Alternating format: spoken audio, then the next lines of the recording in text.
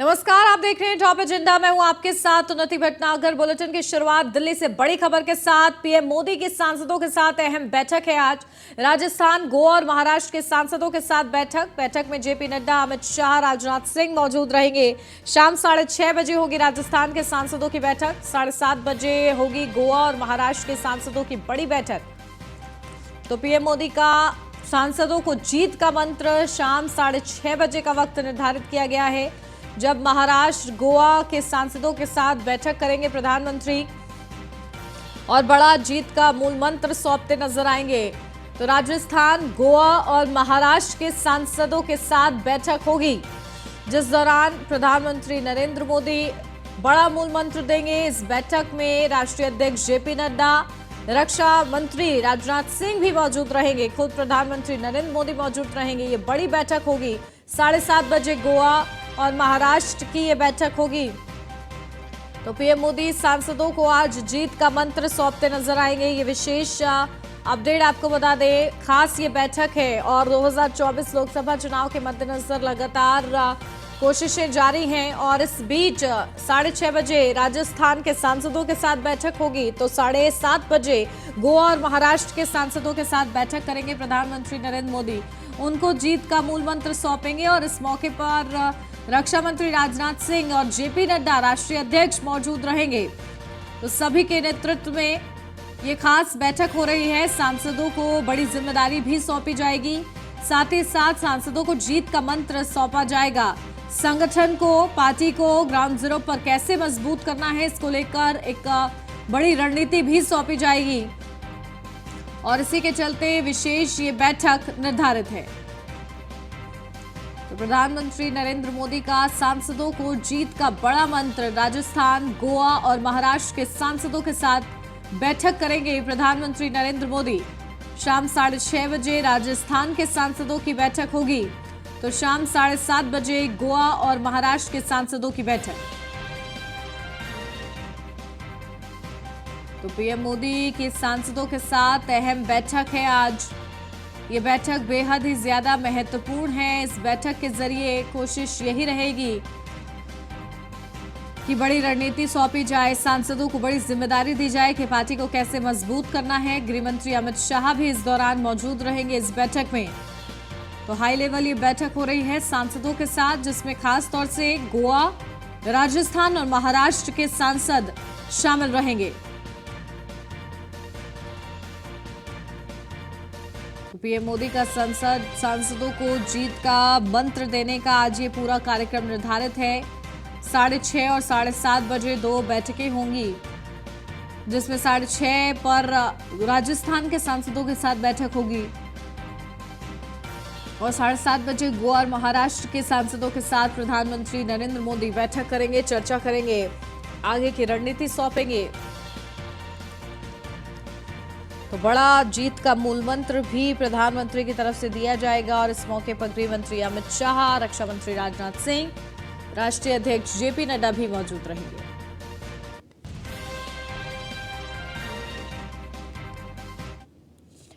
लखनऊ से अब खबर, लोकसभा चुनाव की तैयारी में बीजेपी जुटी हुई है। मेयर और पार्षदों को प्रशिक्षण देने की तैयारी में बीजेपी। लखनऊ में होगा मेयर, नगर पालिका अध्यक्षों का प्रशिक्षण। अगस्त महीने के आखिर तक प्रशिक्षण की तैयारी है। शिविर में सीएम योगी भी दे सकते हैं जीत का मंत्र। तो दोनों डिप्टी सीएम केशव प्रसाद मौर्य, ब्रजेश पाठक भी जीत का मंत्र देंगे। तो मिशन 80 की तैयारी में यूपी बीजेपी। शिविर में सीएम योगी भी दे सकते हैं जीत का मंत्र। तो दोनों डिप्टी सीएम केशव प्रसाद मौर्य, ब्रजेश पाठक भी जीत का मंत्र देंगे। लोकसभा चुनाव की तैयारी में बीजेपी जुटी हुई है। तो मेयर और पार्षदों को प्रशिक्षण देने की तैयारी में बीजेपी की तरफ से बड़ा कार्यक्रम मिशन 80 की तैयारी लगातार बीजेपी कर रही है। तो अगस्त महीने के आखिर तक प्रशिक्षण की तैयारी है और इस प्रशिक्षण के जरिए तमाम महत्वपूर्ण जानकारियां साझा की जाएंगी कि कैसे चुनावी अंदाज कायम रखना है और इसी को लेकर बड़े निर्देश दिए जाएंगे। अपडेट ले लेते हैं, मनीष हमारे संवाददाता हमारे साथ जुड़ गए हैं, सीधा उन्हीं का रुख करते हैं। मनीष, क्या कुछ जानकारी? देखिए, प्रशिक्षण देने की बड़ी तैयारी है मेयर और पार्षदों को और किस तरीके से संगठन पार्टी को मजबूत करने की जिम्मेदारी उन पर डाली जाएगी, क्या रूपरेखा? देखिए उन्नति निश्चित तौर से मिशन 80 के लिए उत्तर प्रदेश को बहुत अहमियत है मानी जाती है। जिस तरह से लोग सभा चुनाव होना है 2024, उसको लेकर पूरी रणनीति में बनाने के लिए कहीं ना कहीं पूरी तरह से एक्टिव मोड पे है भारतीय जनता पार्टी। हमने देखा था कि लगातार बीएल संतोष का दूसरी बार दौरा हुआ था। उसमें अब यार जो संगठन के तौर पर जो तय किया गया था, उसमें ये तय किया गया था जितने भी पदाधिकारी हैं जो पद पे अधीन है उनको कहीं ना कहीं प्रशिक्षण दिया जाए, और खास तौर से जो आपके डायरेक्ट जनता के टच में, चाहे वो मेयर हो, पार्षद हो, जिला पंचायत अध्यक्ष हो, चाहे बीडीसी हो, उन सबको लगातार प्रशिक्षण दिया जाएगा और लगातार गांव से कनेक्ट किया जाएगा।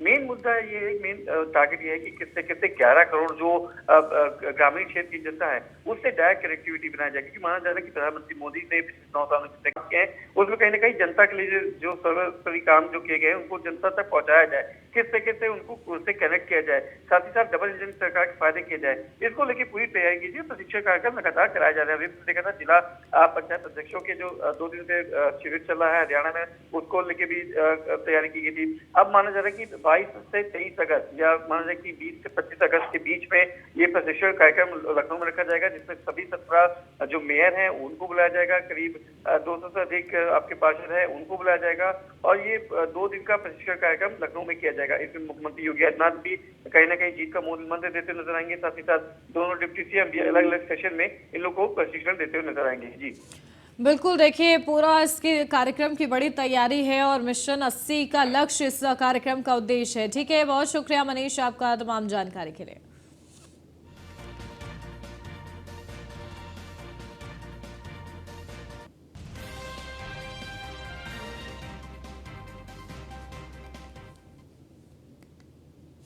वाराणसी से अब खबर, ज्ञानवापी में एएसआई सर्वे का मामला। एएसआई सर्वे का आज 5वां दिन है। आज फिर होगा ज्ञानवापी परिसर में एएसआई सर्वे। आज भी एएसआई सर्वे की कार्रवाई जारी रहेगी। थोड़ी देर में शुरू होगा एएसआई सर्वे। तो ज्ञानवापी में आज एएसआई सर्वे का 5वां दिन है। लगातार 4 दिन से सर्वे हो रहा है और आज भी एएसआई सर्वे करेगी और पूरी बारीकी के साथ ये सर्वे किया जा रहा है। वीडियोग्राफी हो रही है, फोटोग्राफी हो रही है। जो तमाम दावे हैं उनके तथ्यों को खंगालने का प्रयास किया जा रहा है।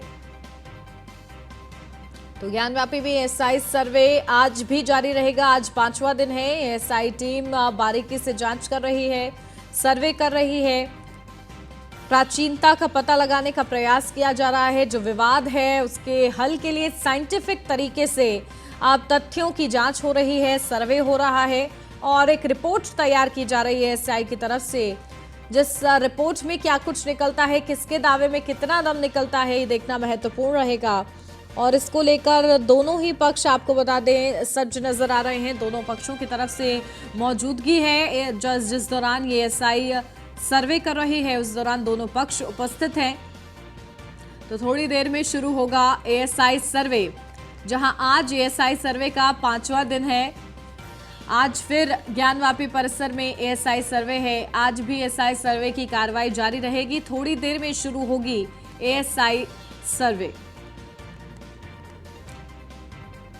तो तमाम बड़े दावे जो थे उन दावों को खंगालने का प्रयास हो रहा है और इस बीच ज्ञानवापी में एएसआई सर्वे आज 5वें दिन भी जारी रहेगा। दोनों पक्षों की मौजूदगी में ये एएसआई सर्वे हो रहा है। तो हाईकोर्ट से इजाजत मिलने के बाद ये सर्वे जारी है और आज इस सर्वे का 5वां दिन है। तो बड़े गुंबद के नीचे, पश्चिमी दीवार, तहखाने, इन तमाम जगहों पर बारीकी से एएसआई की टीम सर्वे कर रही है और जो नियम बनाए हुए हैं उन नियमों का पालन करते हुए ये सर्वे किया जा रहा है। और इसी के साथ ज्ञानवापी में आज भी एएसआई सर्वे जारी रहेगा।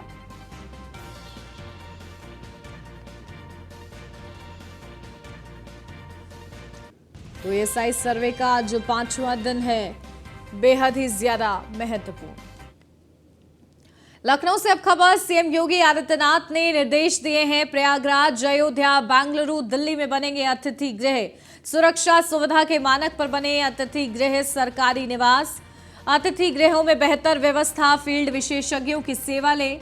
आउटसोर्स कार्मिकों को हो पुलिस वेरिफिकेशन। तो अतिथि गृहों में तैनात कार्मिकों कार्य प्रदर्शन की करें ग्रेडिंग।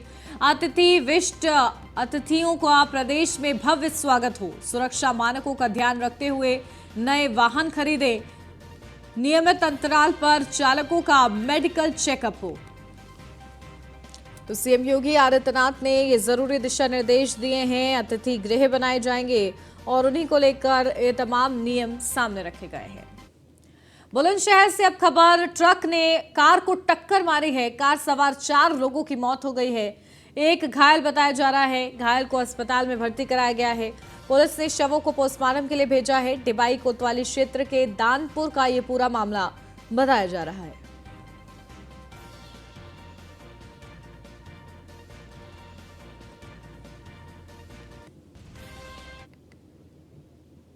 अलीगढ़ के खैर थाना इलाके के शिवाला गांव में लापता 9 वर्षीय बच्ची का शव भूसे में मिलने से इलाके में सनसनी फैल गई है।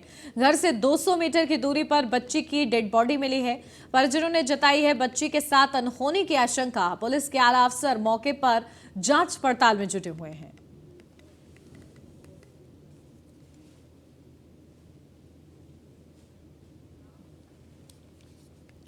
नोएडा के डीएम मनीष कुमार वर्मा ने सेक्टर 39 जिला अस्पताल पहुंचकर इंद्रधनुष कार्यक्रम का उद्घाटन किया। इस अवसर पर जिलाधिकारी ने बच्चों को पोलियो की दवा पिलाई और इसके साथ साथ पौधारोपण भी किया। जिलाधिकारी ने कहा कि बच्चों को बीमारियों से बचाए रखने के लिए टीकाकरण सबसे प्रभावी तरीका है। नियमित टीकाकरण गंभीर बीमारियों खसरा, टिटनेस, पोलियो, टीबी, गलघोटू, काली खांसी और हेपेटाइटिस बी से सुरक्षा प्रदान करता है। उन्होंने कहा है कि बच्चों का नियमित टीकाकरण न कराने पर बच्चा गंभीर रूप से बीमार पड़ सकता है, इसलिए सभी आम जनमानस अपने 0 से 5 साल तक के बच्चे को टीकाकरण अवश्य कराएं।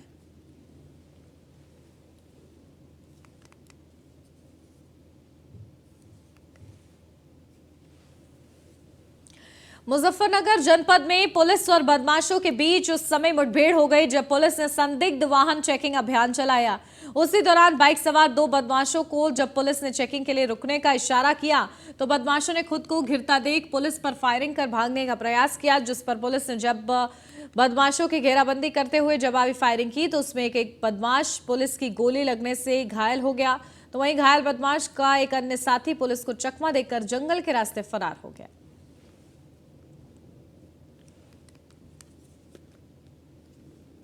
थाना सिखेड़ा पुलिस द्वारा एक अभियुक्त जिसका नाम है नईम कुरैशी सन ऑफ यूसुफ, जो कि खालापार थाना कोतवाली का रहने वाला है, ये एक बहुत बड़ा अपराधी है। इसके ऊपर काफ़ी लूट और हत्या की मुकदमे हैं, दर्जनों मुकदमे इस पे दर्ज हैं। 2018 में भी इसने थाना सिखेड़ा में लूट और हत्या का एक अपराध किया था तथा मंगलौर में भी इसके द्वारा एक हत्या की गई है लूट करके। यहाँ पर भी हाल ही में इसके द्वारा ज़िला मुजफ्फरनगर में काफ़ी सारी लूट की घटनाओं को अंजाम दिया गया है और अभी 2 मुकदमों में ये लूट के वांछित था हमारे। तो आज थाना सिखेड़ा द्वारा पुलिस द्वारा चेकिंग करते हुए इसको पकड़ा गया है। थाना सिखेड़ा पुलिस द्वारा एक अभियुक्त।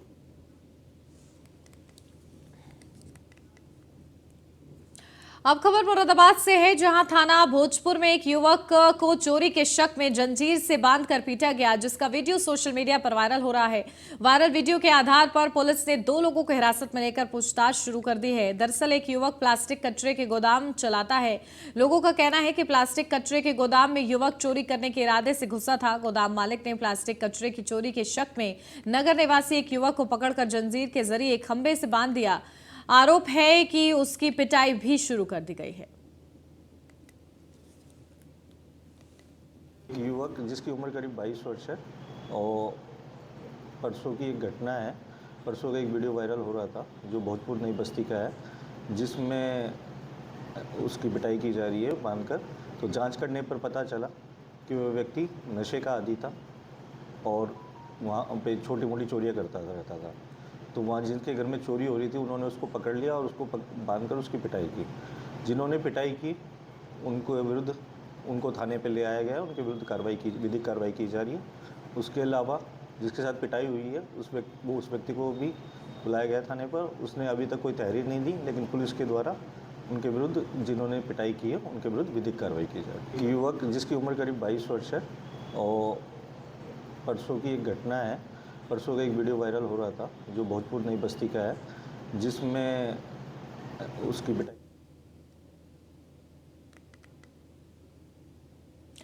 बुजुर्ग दंपत्ति ने राम मंदिर के लिए 400 किलो का ताला तैयार किया है। इस ताले का वजन लगभग 400 किलो है। इस ताले को बनाने में बुजुर्ग दंपत्ति को 6 महीने से ज्यादा का समय लगा है। देखिए रिपोर्ट।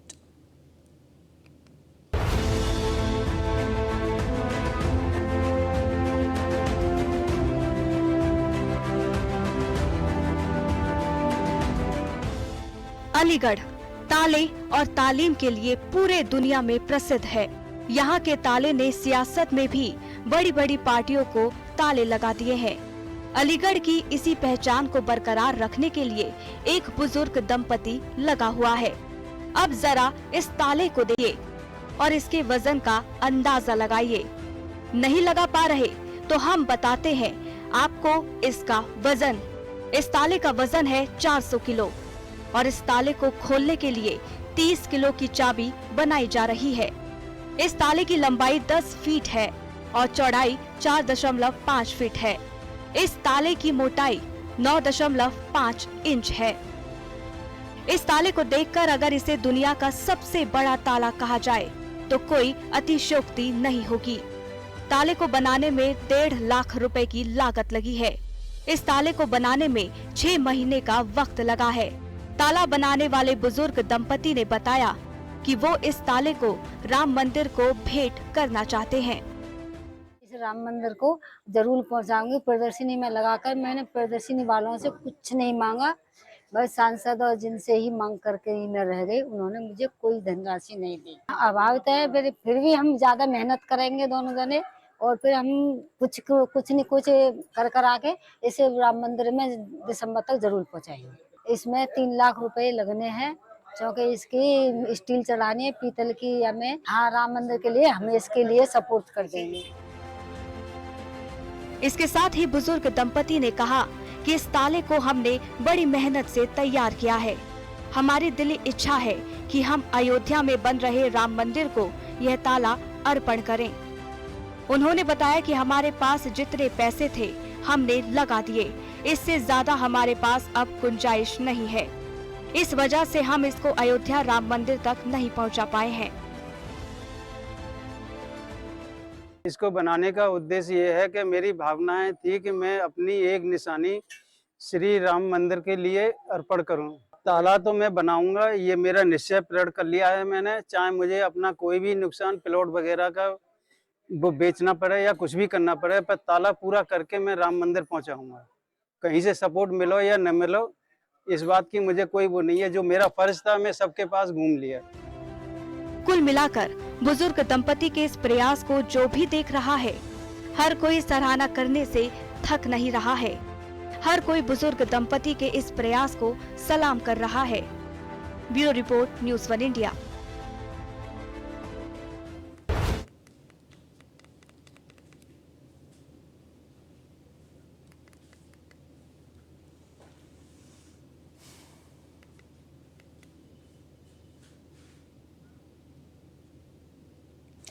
डीएम की अध्यक्षता में विकास कार्यक्रमों से जुड़े 37 विभागों की प्रगति रिपोर्ट की महत्वपूर्ण समीक्षा बैठक हुई, जहां डीएम ने बैठक की अध्यक्षता करते हुए संबंधित विभागीय अधिकारियों को लक्ष्य के अनुरूप कार्य योजना तैयार करते हुए कार्रवाई सुनिश्चित करने के लिए आवश्यक दिशा निर्देश दिए।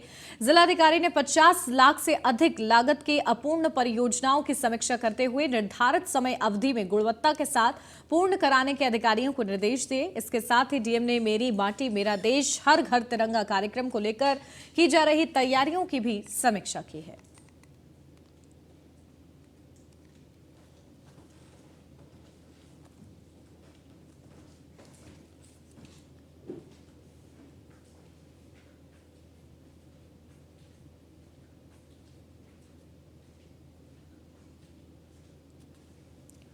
तो डीएम ने अधिकारियों को निर्देश दिए हैं।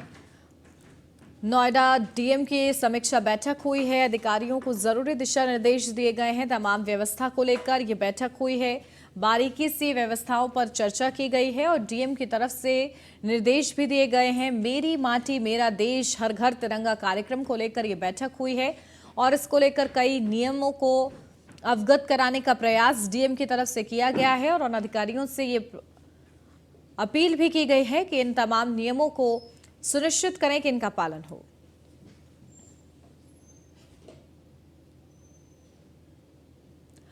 लोकसभा चुनावों की आहट के साथ ही यूपी में मुस्लिम वोटों पर दावेदारी तेज हो गई है। परंपरागत रूप से समाजवादी पार्टी के वोटर रहे मुस्लिम वोट बैंक में सेंधमारी की कोशिश सभी कर रहे हैं, लेकिन इस रेस में ताजा एंट्री हुई है असुद्दीन ओवैसी की, जिन्होंने अखिलेश यादव को सीधे निशाने पर लिया है। ओवैसी ने अखिलेश के सच्चे हिंदुत्व वाले बयान को कोट करते हुए हमला बोला है। साफ है कि जैसे जैसे चुनावी माहौल गर्मा रहा है, मुस्लिम वोट बैंक की सेंधमारी की होड़ तेज हो चुकी है और ओवैसी का रवैया बता रहा है कि लोकसभा चुनाव में समाजवादी पार्टी का खेल खराब करने के लिए वो तैयार है। सवाल उठता है कि क्या यूपी की सियासत में ओवैसी की एंट्री सियासी समीकरण बदलने वाली है? देखिए रिपोर्ट। यूपी में एंट्री की ओवैसी की तैयारी, अखिलेश पर ओवैसी का तंज, मुस्लिम पॉलिटिक्स का बदलेगा रंग। यूपी में समाजवादी पार्टी की सियासत मुस्लिम यादव पॉलिटिक्स के इर्द गिर्द घूमती रही है। परंपरागत रूप से मुस्लिम वोटर समाजवादी पार्टी से ही जुड़े हुए माने जाते हैं, लेकिन इस बार अखिलेश को तगड़ी चुनौती मिलने का साफ इशारा मिल रहा है। यूपी के मामले में जिस तरह ओवैसी बार बार घुस रहे हैं, उससे ये साफ है कि लोकसभा चुनाव में ओवैसी की पार्टी समाजवादी पार्टी का खेल खराब करने के लिए तैयार है। ताजा मामला अखिलेश यादव के एक बयान पर उठ रहा है, जिसमें अखिलेश ने सच्चे हिंदुओं को एकजुट होने की बात कही थी। इस बयान पर ओवैसी ने तीखा ट्वीट किया और लिखा कि अखिलेश भैया ने कहा है कि असली हिंदुत्व को बचाना जरूरी है। इस इंसान को पिछले चुनाव में रिकॉर्ड तोड़ एक तरफा मुस्लिम वोट मिले थे। भाजपा मुल्क भर में मुसलमानों को हिंसा और नाइंसाफी का निशाना बना रही है, लेकिन भैया को सार समाचार से फुर्सत नहीं मिलती। गलती भैया की नहीं है, गलती तो उन बिचौलियों की है जिन्होंने डरे हुए मुसलमानों को गुमराह किया। एक आजाद सियासी आवाज के सिवा हमारा कोई और विकल्प नहीं है। ओवैसी ने आखिरी लाइन में अपनी रणनीति का इशारा साफ दे दिया है। हालांकि अखिलेश यादव ने भी ओवैसी पर पलटवार करने में देरी नहीं की। असदुद्दीन ओवैसी ने कहा कि आपको साफ दिखता है मुसलमानों का एक तरफा वोट मिला है, लेकिन मुसलमानों के लिए कुछ नहीं किया आपने। आवाम जानती है कौन किसके लिए काम कर रहा है। कुल मिलाकर सारा खेल मुस्लिम वोट बैंक पर दावेदारी का है, जिसका एक बड़ा एसेट हमेशा से समाजवादी पार्टी के पास रहा है। हालांकि बीते कुछ महीनों में इस वोट बैंक पर दावेदारी के लिए कई और दल सामने आ रहे हैं। बीजेपी, जो मुस्लिमों के लिए अछूत पार्टी घोषित थी, उसे भी निकाय चुनावों में कई मुस्लिम बहुल सीटों पर कामयाबी मिली है। अब सवाल ये उठता है कि क्या तमाम दावेदारों के बीच ओवैसी की भी एंट्री होने वाली है, और अगर ऐसा होगा तो सबसे ज्यादा नुकसान किसे होगा? क्योंकि ओवैसी की पार्टी समय समय पर यूपी के मुस्लिम बहुल सीटों पर अपना दम दिखाती रही है।